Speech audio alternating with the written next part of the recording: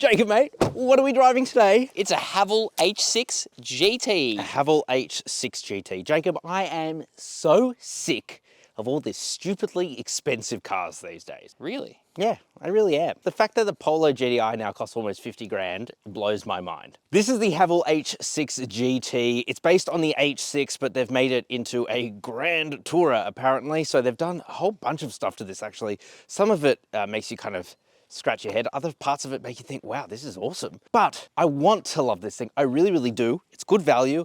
Big car, good for families, 7-year warranty, but it's hard for me to recommend. Why is that? Well, we'll have to talk about that in today's review, Jacob. So here's this thing worth just under 47,000 Australian dollars in top spec trim like this. And Jacob, where should they get finance? Driver. And how should they get there? Just click the link in the description. Or the pinned comment. There you can compare the absolute best finance deals possible for yourself. You get pre-approved within 60 seconds with no hidden fees, no impact to your credit score. It is literally the best way to get finance. That's what I believe anyway.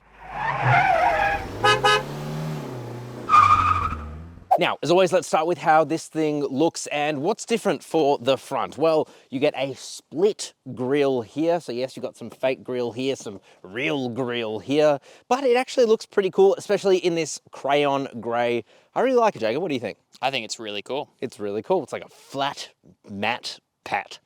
You got the Haval badge here. You've got some faux carbon fiber. It looks a little bit naff, but I kind of like it. You've also got these really bright LED lights here with a decently cool daytime running light there too. But otherwise, there's not much going on, is there? It's pretty aggressive looking. It is pretty aggressive looking. I actually really like the way that this thing looks. That's one of its best things about it. Just like you. Thank you. Let's talk about the side. I actually really like the side of the Haval H6 GT. I think it's one of the cooler angles, especially from the rear 3/4. But down here, you've got your 19-inch wheels. These are slightly different because they're wrapped in Michelin Primacy 4s. I don't know much about these tires, but they're Michelin, so they're probably pretty good. You've also got some yellow brake calipers. Wouldn't be an SUV without it. Yeah, and you know what they're trying to mimic? What? A Porsche Cayenne. And it kind of works. It kind of has that Porsche Cayenne vibe to it, especially with this just awesome coupe looking thing. I don't know why I like it so much. It is a bit sacrilege to like it, but I think it looks pretty damn cool. We'll talk about that in a moment though. 360 camera there. It's got one of the best 360 cameras I've seen on any car, even all the way up to $200,000 BMWs. It's very, very good. Down the bottom here, you see this? It's got a little fin. For swimming. Jacob, what do you think it's for?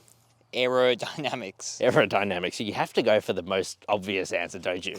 It's also really good for catching dirt, as we've found today. Not the greatest, but I guess, I don't know. I really don't know what it's for. Fuel economy? Well, the fuel economy on this thing is horrible. I'm getting 11.1 litres per 100 kilometres. You would imagine if it didn't have a fin. You know what else is sporty, Jacob? What? You've got a coupe, ooh, flowy, aerodynamic. To help with downforce though, while you're gapping RS6s, you've got 2 spoilers on this thing. 2. 2 for the price of 1. Well, I'm sure you're paying for it some way. Jacob, I'm gonna be totally honest with you. I'm not in love with the back. I'm the kind of guy that loves like all cars, or especially the weird ones, but this is just, there's just something not right about it. It's not sitting right with me. No, it looks really good from this angle, but as soon as you go to this angle, you kind of want to throw up a little bit. I have to agree with you. But let's continue. So you've got these tail lights here. What's different? Well, obviously, apart from the coupe, you don't have a light bar. You've got a bit of carbon fiber there instead, Jacob. Obviously, it's not real. It's just a wrap. I think one of the things that really ruins the back of this is that there is too many damn badges. This is very much a Chinese market thing. They really like badges amongst like big grills, things like that. But you don't need 4 separate badges on the back of this. It's too much. It's too much. So, Haval badge there. You've got the GWM Great Wall Motors. Here you've got the H6 GT badge and all-wheel drive. If you want to count the GT badge separately, by the way, then it's 5 badges. It's too much. I think I made my point though. Down the bottom, you've got a big, fat, juicy diffuser when you're, again, gapping that RS6. You've also got a couple of exhausts, except these are absolutely fake. But this definitely has a real exhaust, and it is wild because on the GT, you get an active exhaust. When you put it into race mode, it sounds like an i30N, essentially. So true. Let's take a listen.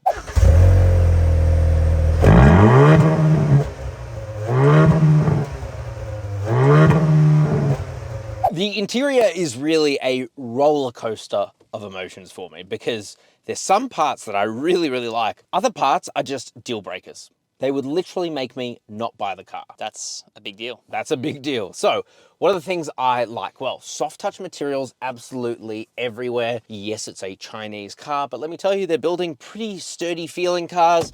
Nothing rattles, nothing shakes. That can't even be said of the Mazda CX-3 recently reviewed. True. So yes, this thing might be a Chinese car, but that doesn't just make it bad. But there is a but. Let me just get the bad out of the way. This has to be the worst seating position I have ever been in any car except for the Fiat Abarth. Right? That is a big call. There is no under leg support. This definitely feels like it's for the Chinese market where people are typically smaller than big fat Westerners like me. Yes, you can lift up the seat electronically, but you can't tilt it. And so it's really uncomfortable sitting in this seat. And yes, I get a sore backside after about 30 minutes of driving. That is not great. Other really bad thing about this car is the steering wheel. Now, it feels nice to hold on to. Got buttons to control absolutely everything. The big issue is that it's like concaved. It's like that. And so it's sitting at a weird angle, like almost like a truck angle. And so you're kind of holding onto it in a weird way. It doesn't feel right, especially when you can't get the seating position correct. That is a deal breaker for me, man. Everything just feels a little awkward, doesn't it? It does. It just doesn't feel that great. Yeah, other parts of this interior are so nice. The storage is fantastic. You got hidden cup holders here that definitely fit Jacob's Dreamcatcher water bottle. You've got this really cool like Alcantara effect suede, which feels really, really nice and premium. You got plenty of storage within here that fits Jacob's Dreamcatcher water bottle. The door bins, massive size as well. You can definitely get them in there. And even the glove box is a big size, will fit Jacob's Dreamcatcher water bottle in there absolutely fine. But I can't sit in here for long. That's a deal breaker. That's a deal breaker, but that's a deal breaker from me. So what I would definitely recommend is if you're going to be buying one of these cars or you're very interested in it anyway, you need to live with it. Live with it for 24 hours. Just make sure you can, because if you can, you will love it, I think. Go for a test drive. Go for a test drive, as you should always anyway. The seats, they feel really nice. They're a leather and like this Alcantara suede unit again. I really like the GT badge. Jacob, what do you think of the seats? I think the seats are actually, they look really cool, but functionally they're not. They're fantastic. not. Functionality kind of only gets worse. So you'll notice here there are no air conditioning controls. They are all within this infotainment display. The infotainment display itself is relatively good. It's kind of snappy. It has frozen. You can only change the air conditioning controls through this system here, and it's not working now. Oh, there we go. It's slow. In some instances, when you're really trying to get the most out of it, it's a bit slow. It doesn't work that great. It just takes a bit of a learning curve. Yeah, but you're relying on this system. And I've been living with this car for a week, and I'm pretty good with cars these days. So to not be able to get fully used to that is not the best. Other ergonomic quirks, if you want to plug in your phone, it is wired Apple CarPlay and Android Auto. You have to use this USB port here. Do you know how uncomfortable it is to get into that USB port and plug in a plug? Once it's in there, fine, whatever. But if you take it out and you want to put it back in, well, you definitely can't do it while you're driving. I don't know, man. Just doesn't feel well thought out. You also get a digital instrument cluster in front of you, which I really, really like. You can toggle through a few different menus. You've got like this, I'll let you use your imagination to what the fuel consumption kind of looks like, but it looks like a living thing. A swimming thing. Yeah, it looks like a swimming thing. But it's pretty good. And one of the best things about this car is the way that it can essentially drive itself. Yes, it's got all the latest self-driving technologies, and it does it really, really well. So when you're just driving along the highway, it is really comfy, but we'll get into that. Let's talk about the back seats. Okay, so what about the back seats? Well, I'm 5'10". I have so much headroom, so much legroom, so much toe room. Honestly, man, I think it's better in the back than up front. It seems to be. And it feels more comfortable. I feel like I've got more leg support back here as well. There's just so much room. You get a couple of air vents. You get a couple of USB-A ports. You've got, look, a map pocket there. These seats feel super duper nice, and you got your center armrest with a couple of cup holders within there too. Quality, okay, not the greatest, but there's still soft touch material where you kind of want it to be. You also get to take advantage of this huge panoramic sunroof. I really, really like that. I like the back seats, man. It's really good. I have watched another review of this car where someone said that these were the worst speakers they've ever heard. That's really not true. They're not great, but they're not horrible. They're okay. Get the job done. They get the job done. Let's talk about boot space. By the way, Jacob, this number plate, it's named after you. In what way? Big, beautiful Jacob. So let's take a look into the boot. It's a automatic tailgate. That's actually pretty damn good. The biggest compromise that this car has is that it gets a smaller amount of boot space, but it's still absolutely massive because this car is absolutely massive. So even though on paper it's only 390 litres, there is so much space within here. You've got a little bit of underfloor storage. That's where your space saver spare wheel is though. You can also put down the back seats by just lifting that up. The old reach around, Jacob. Nice. And then as you can see, you just get a stupid amount of space within there. So literage is not the whole story, and don't always believe what's on specs. Let's talk about the engine. Now, the engine on this thing is a mixed bag, because it's not just the engine, which pumps out 150 kilowatt of power, 320 newton meters of torque. It's everything that's connected to it. Now, this is the exact same engine that you'll find in the normal Haval H6, but this one has a bimodal exhaust, which sounds absolutely nuts, as you guys heard. Also, you can get this thing as a two-wheel drive or an all-wheel drive. This one here is the top spec, and really the biggest difference, really what you pay for with the 6,000 between the Lux and the Ultra that we have here. So the Ultra comes with all-wheel drive, and that's definitely the one you want to go for. It's just a lot more stable. It feels a lot better to drive, and you can launch better. So Jacob, let's launch it. Let's do it. Friend, now we're going to launch. We're going to launch the H6 GT. What do you reckon is going to do 0 to 100? I have no idea, but I'm going to guess 6.8 seconds. Thanks for asking me. I think it's going to do 0 to 100 in 7.8 seconds. That's slow.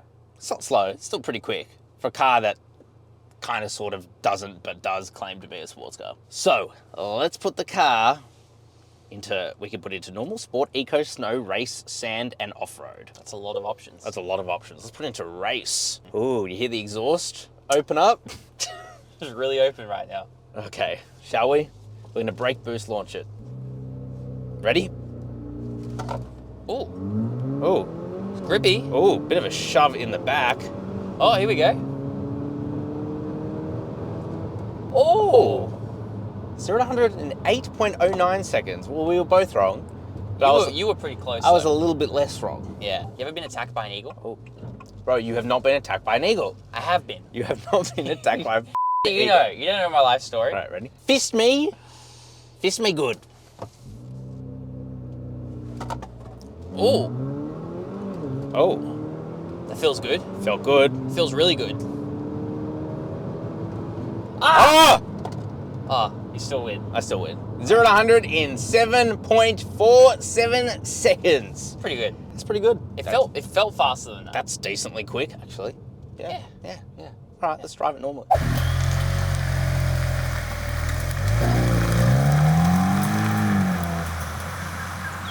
Sport mode, race mode. I'm ready. Are you ready? I think so.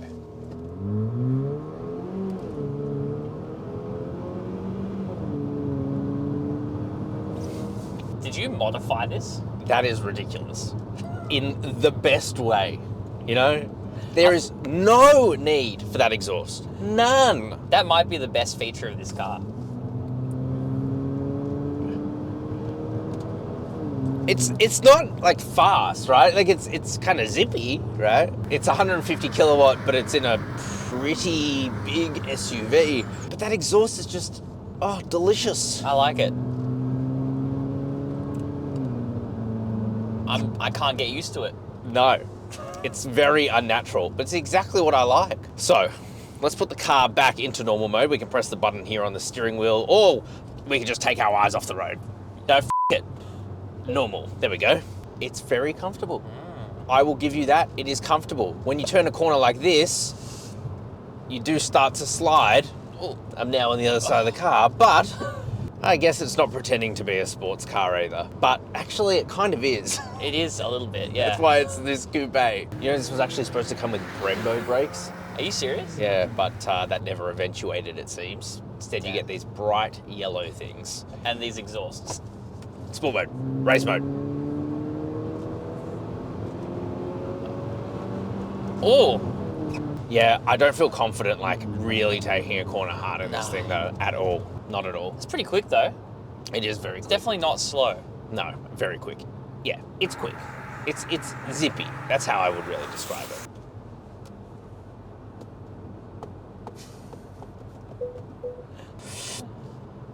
Oh god, so much body roll. This does not have a sporty suspension tune at all. Absolutely not. In fact, it's the exact same suspension setup as in the H6, the standard one. So to call itself a sporty SUV, it's a little bit of a tough pill to swallow. You know, everything's gone flying. Is that your lunch? Yeah, it is. Oh yeah, it's quite a lot of body roll. I don't think stuff moves around that much normally in other cars. It doesn't, no. But there's a lot of gravitational elements you have to take into account here, friend. Centrifugal forces going on. Now, this does come with a 7-speed dual clutch transmission. It's probably the low point of this entire car. It is really clunky. For example, when we come to a stop, let's pretend that the car's just going to turn itself off, like stop, start, put our foot down, nothing happens. I reckon you would almost get tooted at the lights. You would absolutely get tooted at the lights. Like, that was a solid second, 2 seconds before it did anything. And that's one of the issues. It's not uncommon in a dual clutch at this price point, especially. Dual clutches, for those that don't know, are just a bit more of a cumbersome transmission. Their benefits are that they upshift really fast and downshift really fast. So once you're on the move, they're really good. But at lower city speeds, especially this one, it just doesn't work that great. And there has been one instance where there was like a big crunching noise, and to this day I don't know what it was, but it was from the transmission, and that kind of made me think, ooh, what's reliability going to be like, you know? Yeah. You don't know, and it comes with a 7-year warranty, but I did think that. But you know where we are, friend. I think I know where we are. Should we do a bit of a brake boost launch for this one? Let's do it. Tickle my pickle. Oh. Jeez. All right. So, I like that kick in the ass. When you put it in race mode, it does make the dual clutch logic change, and that is different to the normal H6, so it gives you a bit of a shove in the back. Look, there's a lot of body roll, man. Everything's flying. There was a lot of understeer. It's a bit of fun. Yeah. That exhaust is so dumb. I love it. It's so stupid. And it's louder from the outside than the inside as well. So much louder, man. And this is probably the biggest letdown, and probably the reason that I wouldn't buy this car myself. The ergonomics just suck. Yeah. They just suck. The steering wheel is in a bad position. It's like tilted, so it's just at a weird angle. Doesn't feel natural to hold. Plus it's like small, so my arms are like this. Then you've got the fact that the seat has like no leg support. Like, this is clearly a Chinese market car because Westerners are big and fat, right? And so it's just, like, I don't fit very well in the seat. We need our support. We need our support, and I just don't have enough leg support. And if there was tilt, I think, like tilt in the seat, I think that would make this a much easier proposition. But I'm not joking here. On longer journeys, my ass actually hurts. Can relate. Yeah. Can we do the fruity exhaust one more time? Let's do it. Such a journalist thing to say. Fruity exhaust. Downshift.